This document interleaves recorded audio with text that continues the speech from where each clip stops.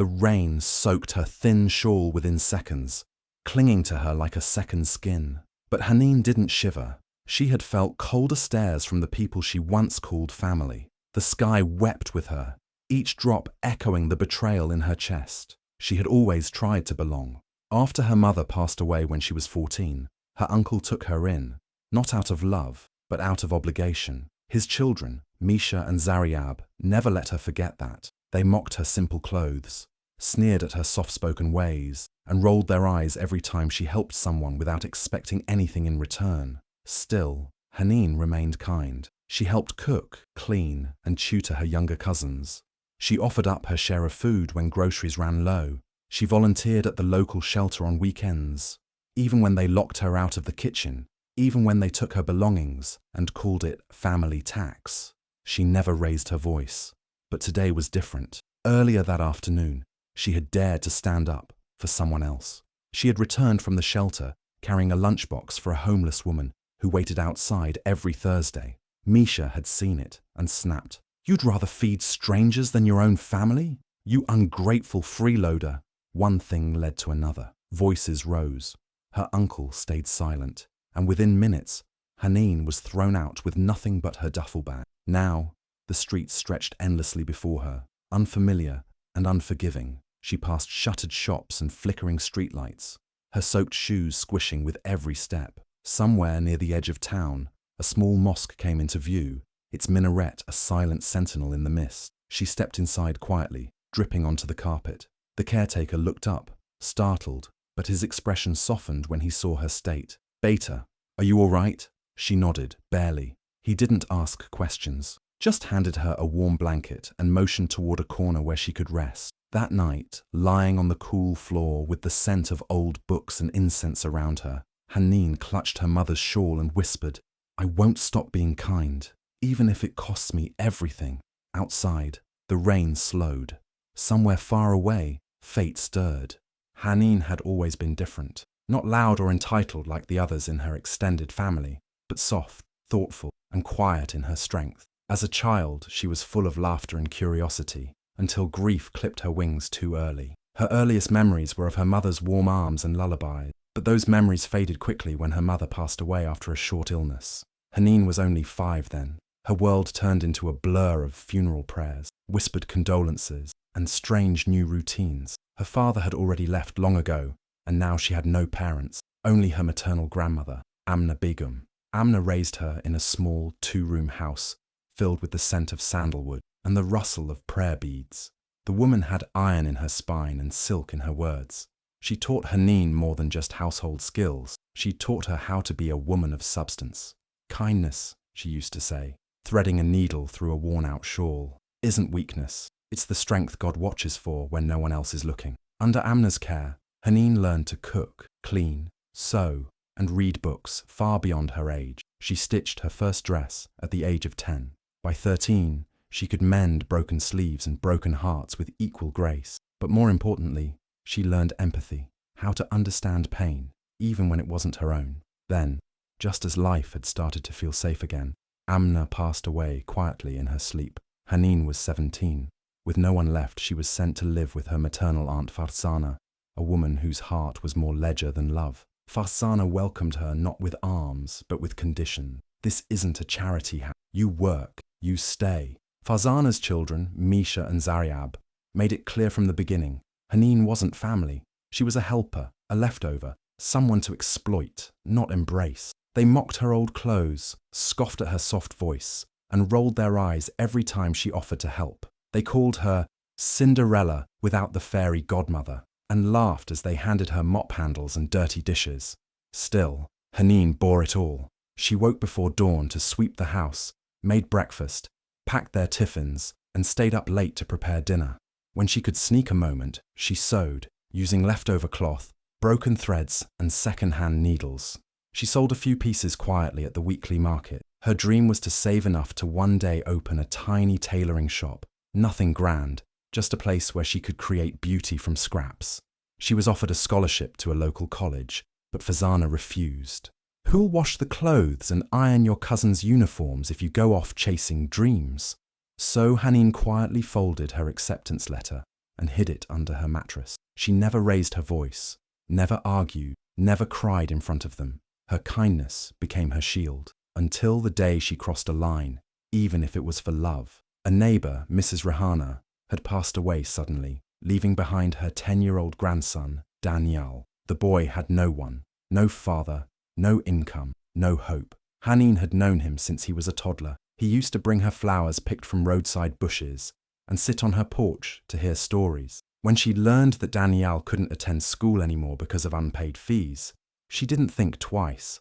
She opened her small tin box, her emergency savings from sewing projects, and walked straight to the school office. She paid for his semester quietly and returned home, hoping no one would notice.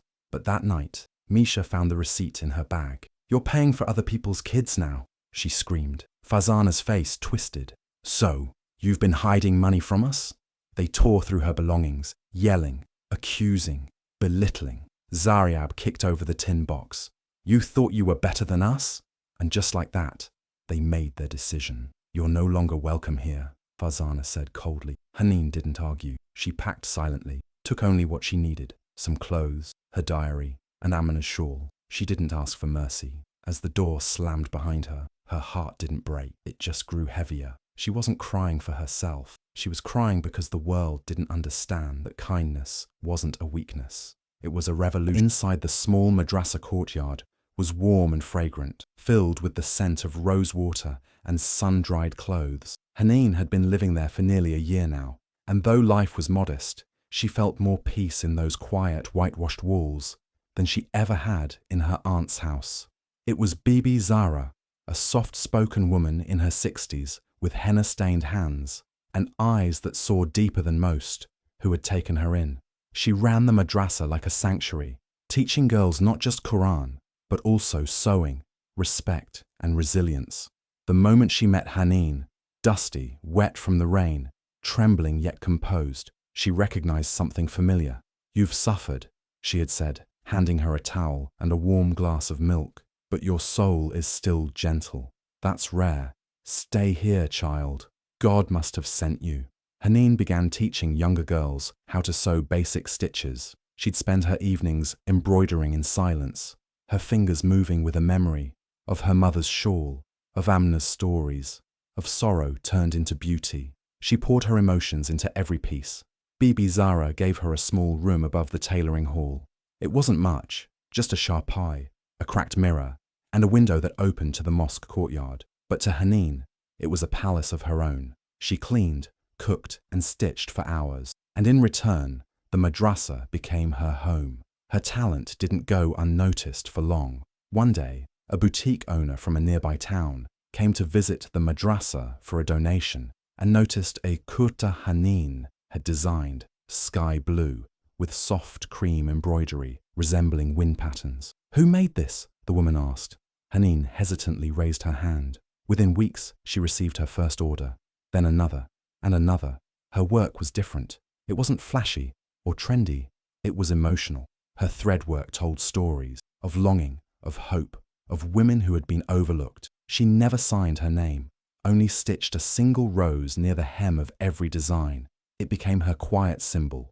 The boutique sales soared. Clients began requesting pieces by the rose maker, as they came to call her. She refused fame, interviews, or photographs. "Let the clothes speak," she said to Bibi Zara, who only smiled and shook her head. "You are far more than you think, my girl." On Saturdays, Haneen would buy fresh roses, wrap them in cloth, and visit her grandmother's grave. She'd sit cross-legged in the grass, pull out her sewing kit, and stitch a rose on a white cotton square. She'd place it by the headstone and whisper prayers of gratitude. Though the world had once shut her out, she had found her own path, and still, her heart remained generous. Every month, she would send envelopes with cash and no sender name to struggling families, to widows, to orphans. She heard stories of relief and joy, but never revealed herself. She only wanted to help, never to be thanked. Back at Farzana's house, things were unraveling quickly. Zaryab had received a portion of Amna's modest inheritance, but it hadn't lasted. He had poured money into shady investments, car rental, and gambling. One evening, after losing nearly everything, he stormed out of the house and didn't return for days. Misha, on the other hand, had flunked her university entrance exams, and become entangled with a group of aimless friends who partied more than they studied. Her social media was filled with forced smiles, but inside she was sinking. Farzana, once arrogant and sharp-tongued, now lay in bed most days, her joints aching, her body failing her. The house grew cold and quiet. She'd listen to the clock tick, hoping her children would talk to her, but most days they didn't. The family that once ridiculed Haneen now sat in darkness. Without kindness, even the grandest homes become empty. Then, one grey morning, a knock echoed on their door. A postman stood holding a thick, formal envelope with a seal. "Registered mail," he said, handing it over. Farzana, surprised, slowly sat up and opened it with trembling fingers. Inside was a letter from a law firm. To the surviving family of the late Amna Begum. Farzana's eyes widened. It was about the will, something they had never thought much about. They assumed everything had been split and handled long ago, but the letter explained otherwise. A portion of the property, land and savings had been placed under a delayed clause, meant to be opened and acted upon after Haneen turned 21. It was Amna's final safeguard. The letter revealed that Amna had legally documented a portion of her assets to be handed directly to Haneen once she was of age, and any mistreatment toward her would nullify any future claims by the family. Farzana's hands shook. Attached was also a summary of financial holdings, a small plot of land, a locked savings account and a jewelry box, containing heirlooms never disclosed before. But most jarring of all was the letter that accompanied it. "If you're reading this, then The air inside the courtroom was dry and heavy, the kind that seemed to soak into your skin and settle in your bones. The windows were partially open, letting in dusty sunlight that cast long lines across the old wooden floor. The fan overhead creaked with each rotation, struggling against the heat and the tension in the room. Farzana shifted in her seat, dabbing sweat from her brow with a wrinkled tissue. Misha sat next to her, legs crossed, constantly checking her phone, hoping this formality would end soon. Zaryab, slouched in his chair, chewed gum lazily, trying to look unbothered. But beneath the surface, each of them was boiling with questions. "Uncle Rafiq, that cranky old man," Zaryab muttered under his breath. "He barely spoke to us." Misha scoffed. "We didn't need him. He was poor anyway." Farzana remained quiet, her lips tight, trying to recall the last time they'd even spoken to Rafiq Ahmad, her husband's older brother, who had disappeared into a quiet life on the outskirts of the town. They'd cut ties long ago, annoyed by his disapproval of their selfish ways and refusal to play family politics. But now, suddenly, they were summoned to hear his will. A tall, elderly lawyer stepped up to the podium. His grey suit was neat, his glasses perched low on his nose, and he held a manila folder that looked thick with importance. "We are here today to read the last will and testament of Mr. Rafiq Ahmad, who passed away peacefully last month," he began in a calm, clear voice. All eyes turned to the back of the room when the door opened quietly. In stepped Haneen, wearing a simple ivory shalwar kameez, her headscarf draped neatly over her shoulder. She moved without sound, without anger, only grace. She chose a chair in the back, her presence barely noticed. Farzana glanced back, her eyes narrowing. "What is she doing here?" Misha hissed. The lawyer raised a hand, silencing the murmurs, and began reading. "I, Rafiq Ahmad, being of sound and clear mind, declare this as my final will." He spoke of his humble home, his ancestral land near the orchard fields, his modest savings, amounting to $250,000, tucked away over years of pension and frugal living. Then came the moment that changed everything. "I leave all my assets to the only soul who showed me compassion and love when I was nothing but a forgotten old man, someone who fed me, sat beside me, and treated me like I still mattered. A girl who called me Nana Abu and reminded me what family should feel like. Her name is Haneen Fatima." The room froze. Farzana gasped audibly, her hand gripping the armrest. Misha's mouth dropped open, her handbag slipping from her lap to the floor with a loud thud. Zaryab blinked in disbelief and let out a curse under his breath. The lawyer continued, unbothered by the storm rising behind him. "To the rest of the family, I leave only this message. You were not forgotten. You were remembered every day. In your absence, I learned peace. And in Haneen's presence, I remembered love. Let this inheritance be a reflection, not of my wealth, but of my gratitude. Haneen didn't react at first. Her eyes were glassy, her face still. But deep within, emotions stirred. Not joy, not pride, but a solemn kind of peace. She had never told anyone that she had found Uncle Rafiq living alone in a worn-down cottage 2 years ago. He'd been sick, unable to walk without support. She had brought him food quietly, cleaned his home, listened to his stories of childhood and war and regrets. She had never expected anything. She had simply felt he shouldn't die alone. She remembered sitting beside him under the banyan tree behind his cottage, listening to Faiz Ahmed Faiz in his raspy voice. She had laughed with him, cried with him, even stitched his torn shawl without ever expecting a thank you. But now, he had thanked her in a way the world could see. Farzana stood abruptly, her face red. There must be some mistake. This can't be legal. The lawyer raised a brow. Mr. Rafiq signed this document in the presence of 2 witnesses and had it notarized 6 months ago. It is entirely legal and binding. Misha turned to her mother. He hated us that much. Zaryab stood up angrily. This is robbery. She manipulated him. But even as their voices rose, no one looked at Haneen. She sat calmly, hands folded in her lap, eyes fixed on a distant point, like she wasn't even really there. She didn't need to argue. She didn't need to explain. The truth had spoken. A few rows ahead, one of the witnesses, an old gardener who had worked with Rafiq, stood quietly and turned to smile at Haneen. You were his angel, he said softly, loud enough only for her to hear. She gave a small nod, her throat too tight for words. The proceedings ended with no further drama. The lawyer handed Haneen the official documents, keys, and account details. As she walked out of the courtroom, sunlight broke through the clouds. She stepped into it. Hey, the air buzzed with excitement as guests filled the auditorium for the annual Women's Achievement Gala. Chandeliers glittered above, and velvet curtains framed the elegant stage where successful women would be honored that night. Among the names printed on the Golden Program booklet, one name stirred whispers across the crowd: Haneen Fatima. Just a year ago, she had been a quiet, displaced girl thrown out by her own family for being too kind. But now, she was the founder and heart behind The Kind Stitch, a community centre that was transforming lives.